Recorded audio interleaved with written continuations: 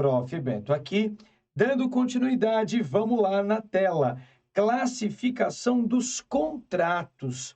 Bom, você sabe que, como regra, os contratos, eles são celebrados e eles não precisam ter uma forma específica, tá? Então, é o que nós vamos ver aqui.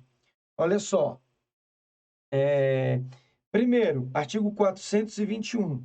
Esse artigo, ele é importante porque é novidade. A liberdade contratual será exercida nos limites da função social do contrato. Se esse dispositivo não cair, dá uma olhada no parágrafo único. Nas relações contratuais privadas, prevalecerão o princípio da intervenção mínima e a excepcionalidade da revisão do contrato. Ou seja, regra geral, eu não vou ficar revendo o contrato. É algo excepcional, tá? Nas relações contratuais privadas, prevalece o princípio da intervenção mínima e não intervenção máxima. Ele pode colocar. Então, eu vou tentar intervir o mínimo possível. E ainda, o 421A, os contratos civis e empresariais, ele pode aparecer apenas assim. Os contratos empresariais presumem-se paritários e simétricos, até a presença de elementos concretos que justifiquem o afastamento dessa presunção. Deve vir até aí a questão, você vai marcar certo. E aí ele pode dizer que os contratos empresariais presumem-se assimétricos. Não, né, gente? Se eu tenho um contrato empresarial, eu tenho que presumir que ambas as partes têm o mesmo direito, que ambas as partes estão em igualdade aqui, ó, tá? Estão em igualdade, é isso que eu vou presumir, beleza?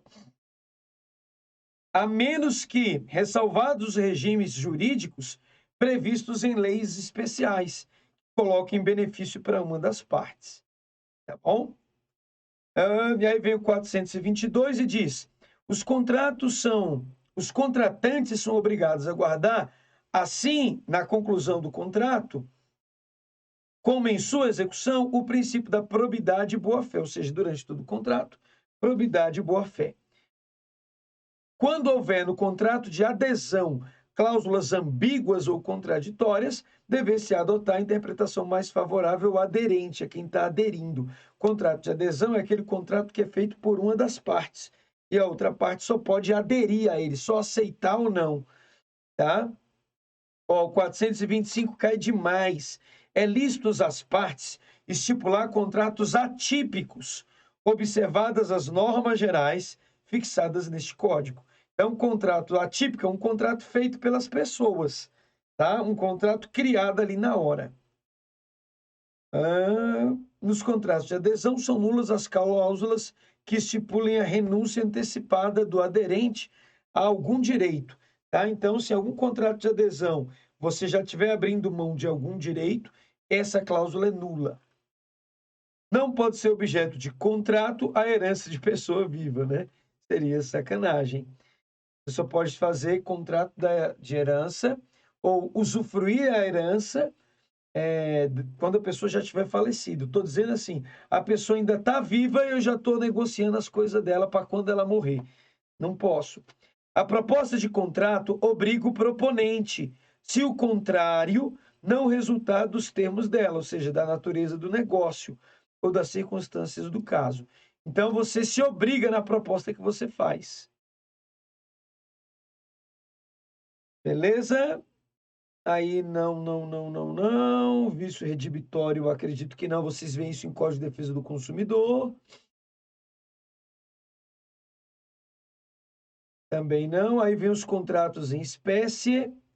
E aí nós vamos ver tem aqui extinção do contrato. Espécies de contrato e o contrato de compra e venda. Né? Nós temos contrato de compra e venda. E aí nas questões a gente vai analisando mais isso aqui. 781 diz o seguinte, ó, o Código Civil Brasileiro nomina diversos tipos de contratos, sendo ilícito às partes estipular contratos inominados ou atípicos. Errado, a gente viu que é possível sim, olha aí, ó, pena que o Banco do Nordeste já cobrou isso em 2018, provavelmente não vai ser cobrado do mesmo jeito agora.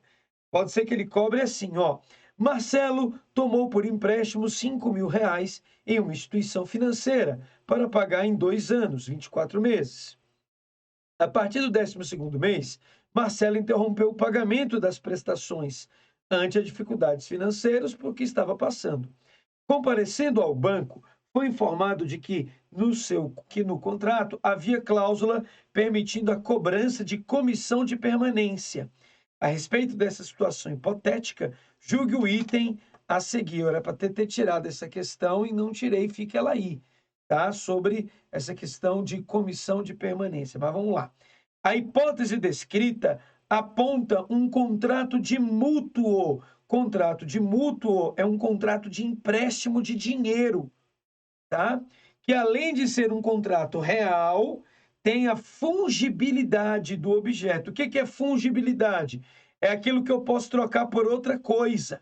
Eu posso trocar uma nota de 10 por duas de 5? Pode. Então, eu posso dizer que essa nota de 10 ela é fungível, porque eu posso trocar uma coisa pela outra, tá? Como de suas características, certo? Ele não entrou no mérito da comissão de permanência, que o judiciário falou que isso é ilegal, mas não vai cair para a gente, não. Tá bom? Não criemos cânicos com isso. O contrato bilateral cria obrigações para ambas as partes, por isso ele é bilateral.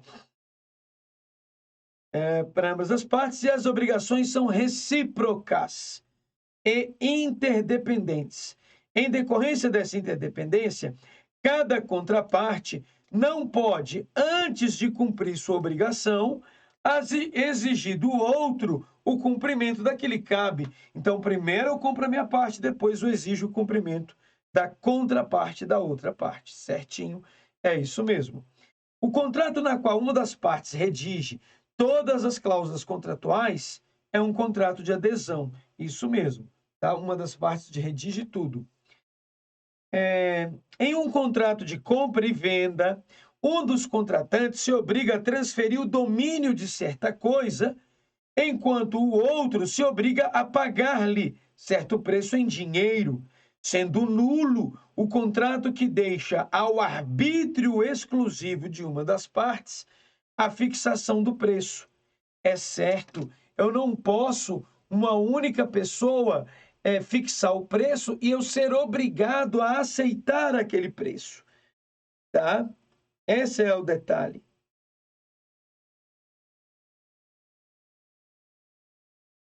Olha só, 485, olha o que ele diz. A fixação do preço pode ser deixada ao arbítrio de terceiro. Fala assim, ó, vamos fechar aqui, vamos comprar, vamos. Quem vai dizer quanto é que custa esse objeto? É uma terceira pessoa, não sou nem eu nem você, é uma outra, tá? Que os contratantes logo designarem ou prometerem designar. Se o terceiro não aceitar a incumbência, fica sem efeito o contrato, salvo quando acordarem os contratantes designar outra pessoa, tá bom? Olha o que deveria cair na prova, 486. Também se poderá deixar a fixação do preço a taxa de mercado ou de bolsa em certo e determinado dia e lugar. Sim, você pode fechar um contrato e dizer, olha, o valor desse contrato vai ser fechado pelo valor da bolsa do dia 26 de setembro, por exemplo. Entendeu? Por exemplo, poderia fazer sim. O 487 é lícito às partes fixar o preço em função de índices ou parâmetros, desde que suscetíveis de objetiva determinação, como índices de inflação. Tá bom?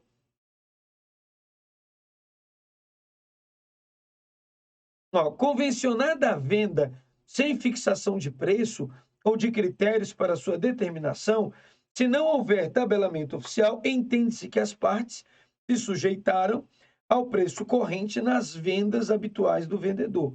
Tá? Então, se você não negou... Por exemplo, se eu falo assim, ô meu amigo, me traz 5 laranjas aí. Aí ele vai trazer aquela laranja por qual preço? Se não tem tabelamento, não tem nada. Pelo preço que normalmente ele vende. É isso.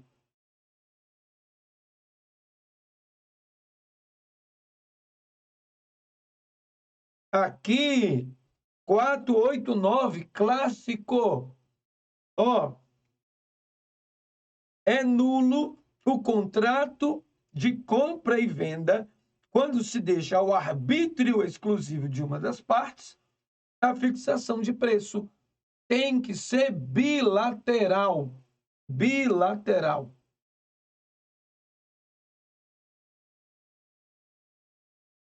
Então, tá aí a 785 respondida. Caso não haja estipulação em contrário no contrato de compra e venda, as despesas com a escrituração e o registro serão de responsabilidade de quem? Quem que você acha? Do vendedor? Até parece. Do comprador. É do comprador. Tudo bem? Mário, né? Não foi eu que fiz essa questão, não. Não sei se vocês sabem, meu nome é Mário. Mário comprou um computador portátil à vista. É, comprei mesmo. Esse aqui que eu estou usando aqui para gravar foi à vista.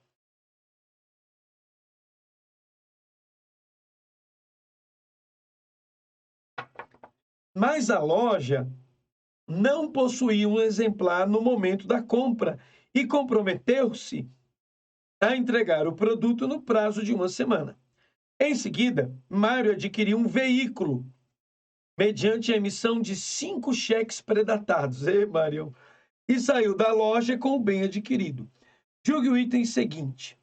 A partir do momento do pagamento do produto, Mário passou a ser considerado proprietário do computador portátil. E aí? Errado, meninos. Ele só vai ser o proprietário quando tem a tradição da coisa, quando há a entrega da coisa. Enquanto não houver a entrega, ele não é o proprietário. Tá bom? Então, olha só. Olha aqui, ó, o 492 e o 491. Dois pontos importantes, e o 490 também, tem que ler tudo, né? Vamos lá. 489, ó. Nulo é o contrato de compra e venda quando se deixa o arbítrio exclusivo de uma das partes, fixação do preço. Se, salvo cláusula em contrário, ficarão as despesas da escritura e registro a cargo do comprador e a cargo do vendedor as da tradição, tá? Então presta atenção aqui. As despesas da escritura e de registro ficam a cargo do comprador. E fica a cargo do vendedor as despesas para entregar a coisa, o transporte, tudo isso fica na responsabilidade do vendedor, da tradição, da entrega da coisa. Não sendo a venda a crédito, o vendedor não é obrigado a entregar a coisa antes de receber o dinheiro, o preço, né? Até o momento da tradição, os riscos da coisa correm por conta do vendedor e os riscos do preço por conta do comprador. Então, o comprador já compra lá o produto, tá? E o que é a tradição? É a entrega da coisa.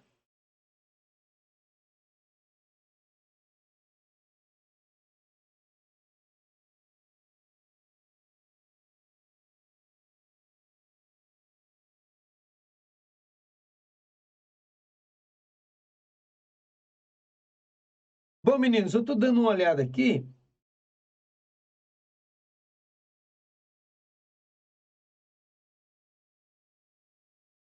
Aqui é mais sobre imóvel, procurando mais dispositivos importantes, tá? Bom, à medida que a gente for fazendo aqui, a gente vai voltando. Ó, a partir do momento do pagamento do produto, Mário passou a ser considerado proprietário. Não tem que ter a tradição. Só depois da entrega é que ele se torna o proprietário. Enquanto não há entrega, a responsabilidade por cuidar do bem é do vendedor. Tá bom? Então, essa questãozinha aqui, no caso, 787, ela é uma questão que, se você, dependendo, né, da, da nossa formação, dificilmente a gente vai conseguir acertá-la assim de cara. É uma questão que provavelmente a maioria de nós a erraria, tá? Sem sombra de dúvidas, é uma questão que a gente, no senso comum, erraria ela. tá bom? E olha só, trazendo o fundamento dela aqui, porque é uma questão, né, que pode gerar confusão, pegando aqui o Código Civil,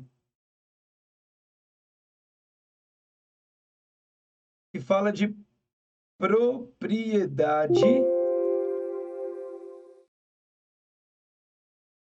das coisas. Aqui, ó, da tradição. A propriedade das coisas não se transfere pelos negócios jurídicos antes da tradição. Então, a propriedade só acontece após a tradição, após a entrega da coisa. Artigo 1267. Olhe aí para você ver, né? Como é complexa essa questão. Como é complexa. Tudo bem? Então, é isso que a gente tem que analisar, tá? A gente tem que analisar essa situação por esse prisma, por essa análise que a gente tá fazendo aqui. Agora, vamos lá para mais uma questãozinha aí na nossa tela, 788. É anulável a venda de ascendente e descendente, de ascendente a descendente, de pai para filho, salvo se os outros descendentes e o cônjuge do alienante expressamente houverem consentido. É verdade esse bilhete, tá? É realmente verdade. Vamos agora aqui voltar para contratos em espécie.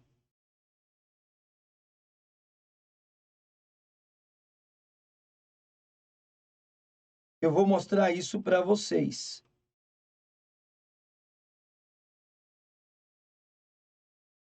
Ó, compra e venda. Indo direto para o contrato de compra e venda. Agora a telinha não está abrindo não, então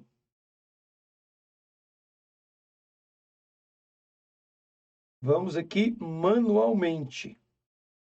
Cadê? Dos contratos, arras. É um absurdo estar cobrando isso num concurso de banco, né? Mas o que a gente pode fazer?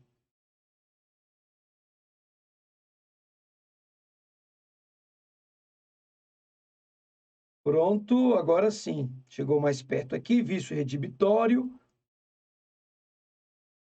Contrato preliminar, meu Deus do céu. Extinção do contrato.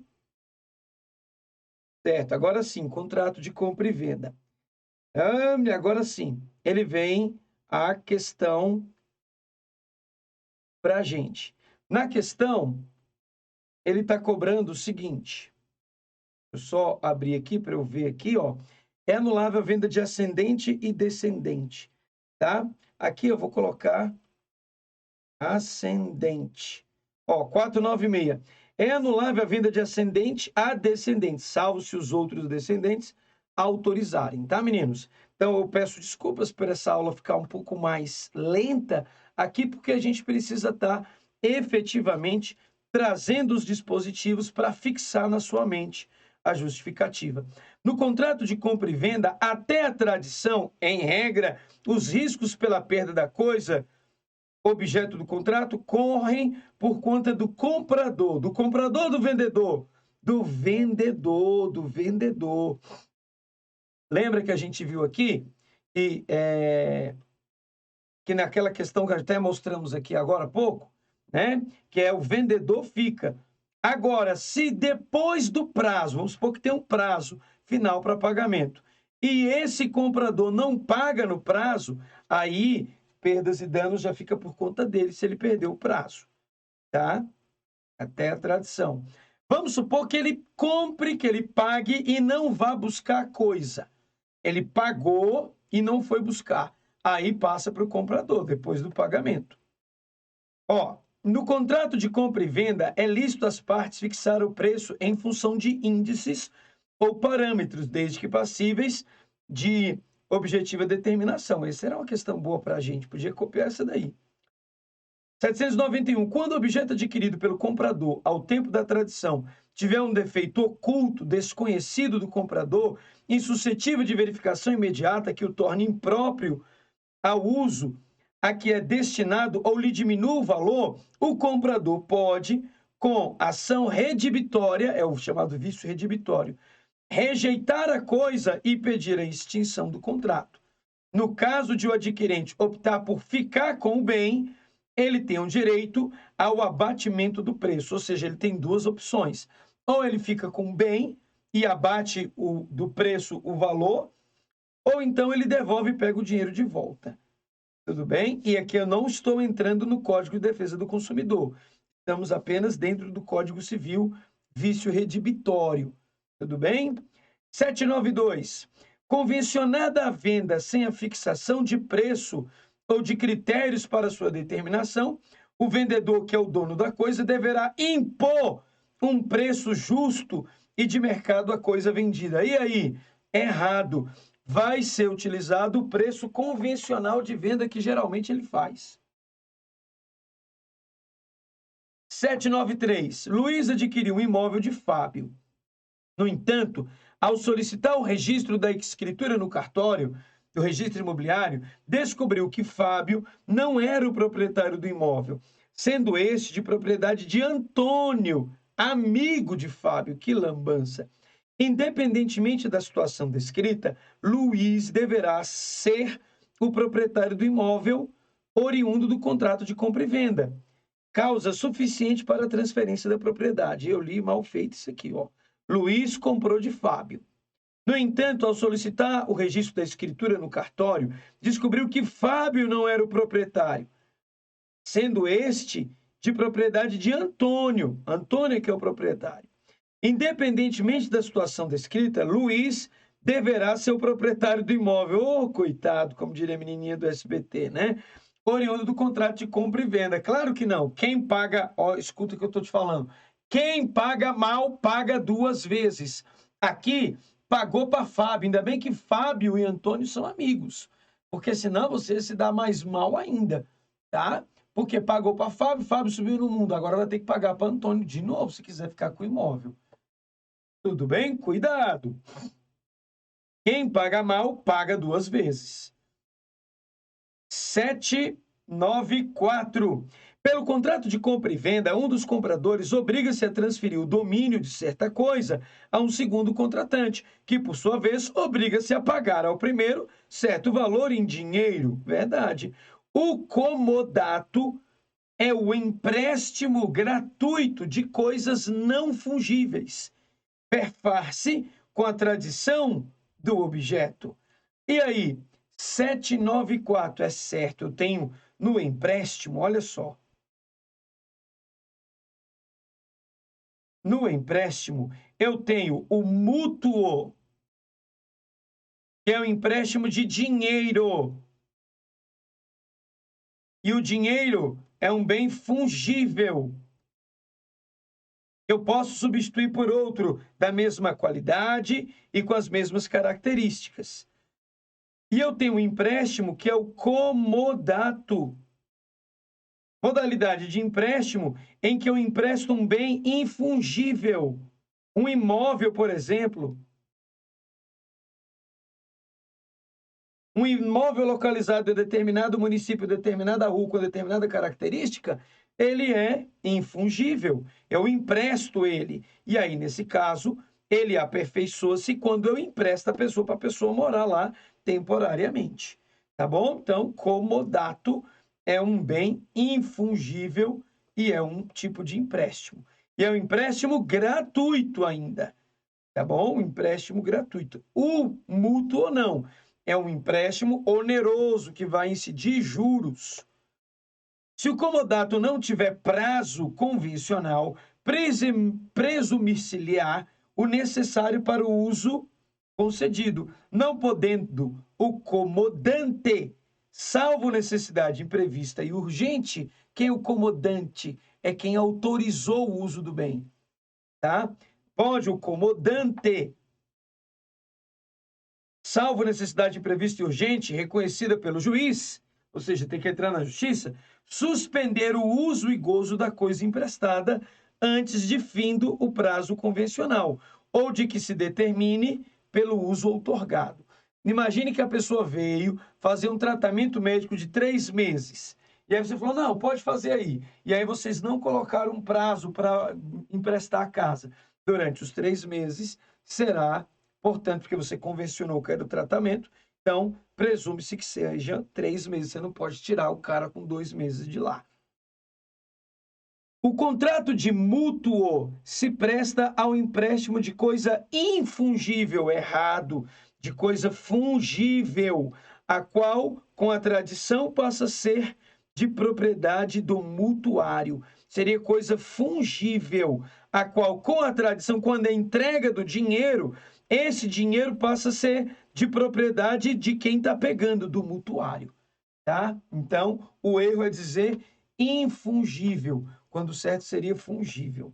O mútuo é o empréstimo de coisas fungíveis. Sim, o mutuário é obrigado a restituir ao mutuante o que dele recebeu em coisa do mesmo gênero, qualidade e quantidade. Isso mesmo, tá? Exatamente.